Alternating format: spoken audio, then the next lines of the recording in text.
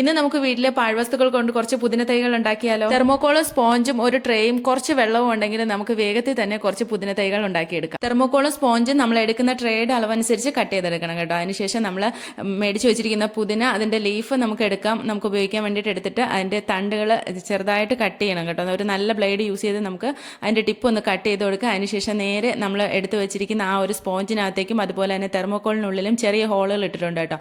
അപ്പോൾ ആ ഹോളിൽ കൂടി അത് കടത്തി വിടുക. അതിനുശേഷം നമ്മൾ ആ ട്രേക്കുള്ളിലേക്ക് വെള്ളം നിറച്ച് വെച്ചിട്ടുണ്ടല്ലോ, ആ വെള്ളം നിറച്ച് വെച്ചിരിക്കുന്നതിനുള്ളിലേക്ക് ആക്കി കൊടുക്കുക കേട്ടോ. ദേ ഇതുപോലെ ആക്കിയതിന് ശേഷം വേണം നമ്മൾ വെള്ളത്തിൻ്റെ ഉള്ളിലേക്ക് വെച്ച് കൊടുക്കാൻ. ആ തണ്ടുകൾ വെള്ളത്തിൽ മുട്ടി നിൽക്കണം കേട്ടോ. അപ്പോഴേക്കും വേഗം തന്നെ വേര് പിടിച്ച് വരും. ഇപ്പം നമ്മൾ ഷോപ്പിൽ നിന്ന് മേടിക്കുന്നതിനകത്ത് ചിലപ്പോൾ ചെറിയ ചെറിയ വേരുകൾ കാണും. അതാണെങ്കിൽ കൂടി നമ്മൾ എടുത്ത് കളയേണ്ട. പിന്നെ നമ്മൾ കുത്തിവെച്ച് തൈകളാക്കുമ്പോൾ നമുക്ക് സെപ്പറേറ്റ് ഓരോ തൈകളായിട്ട് തന്നെ എടുക്കാൻ പറ്റും കേട്ടോ. മറിച്ച് നമ്മൾ വെള്ളത്തിലാണ് ഇട്ട് വെച്ച് അത് ഗ്രോ ചെയ്യാൻ തുടങ്ങുന്നതെങ്കിൽ ആ വേരുകളെല്ലാം കൂടി ചുറ്റിയിട്ട് നമുക്ക് ഒരുമിച്ച് നടേണ്ടതായിട്ട് വരും കേട്ടോ. ഇതിപ്പോൾ നമുക്ക് കുറച്ചധികം തൈകളായിട്ട് ഉണ്ടാക്കിയെടുക്കാം. അപ്പോൾ ഇന്നത്തെ വീഡിയോ ഇത്രയേ ഉള്ളൂ. അടുത്ത വീഡിയോയിലൂടെ കാണുന്നത് വരെ ബൈ.